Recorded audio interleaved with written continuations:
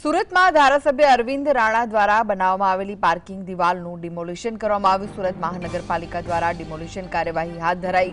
Road રસ્તાને નડતરરૂપ દિવાલો દૂર કરવામાં આવી છે। આજ દિન સુધી એસએમસીએ દબાણ દેખાયું નહીં ને હવે ડિમોલિશનની કામગીરી શરૂ કરાઈ છે। તો ધારાસભ્ય અરવિંદ રાણા દ્વારા બનાવવામાં આવેલી પાર્કિંગ દિવાલનું ડિમોલિશન કરાયું। રોડ રસ્તા પર નડતરરૂપ જેટલી દિવાલો છે તેને દૂર કરવામાં આવી છે।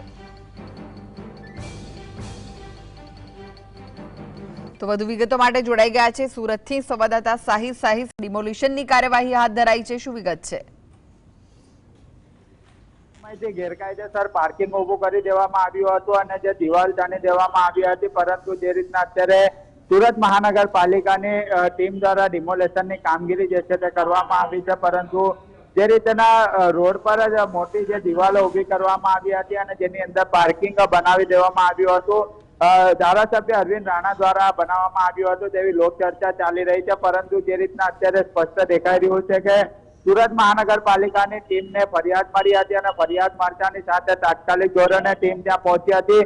બુલડોઝર મારફતે જ્યાં જેસીબીની મશીન મારફતે તમામ જે દિવાલો હતી ગેરકાયદેસર તે તોડી પાડવા માટેની કામગીરી જે છે તે કરવામાં આવી હતી। એટલું જ નહીં, પરંતુ ગતરોજ જ્યારે આ મુદ્દો જે છે તે સંકલન બેઠકની અંદર ગુંજ્યો હતો અને એ બેઠકની અંદર મેયરે પણ સ્પષ્ટ જણાવ્યું હતું કે જો આ દિવાલ ગેરકાયદેસર હશે તો કાર્યવાહી કરવામાં આવશે।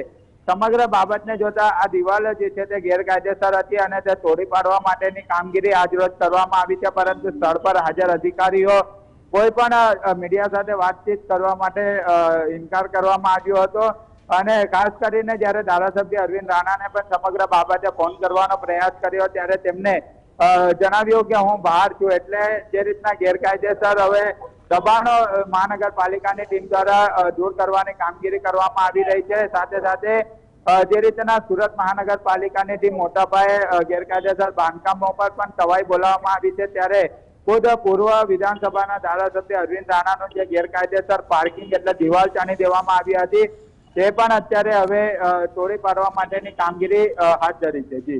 જી, બીજે ક્યાંય શું ડિમોલિશનની કામગીરી હાથ ધરાઈ છે ખરી?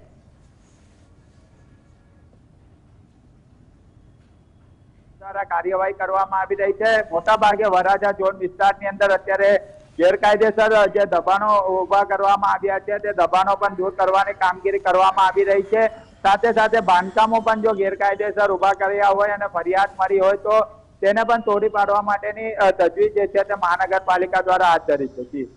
જી, આભાર સાહિસ માહિતી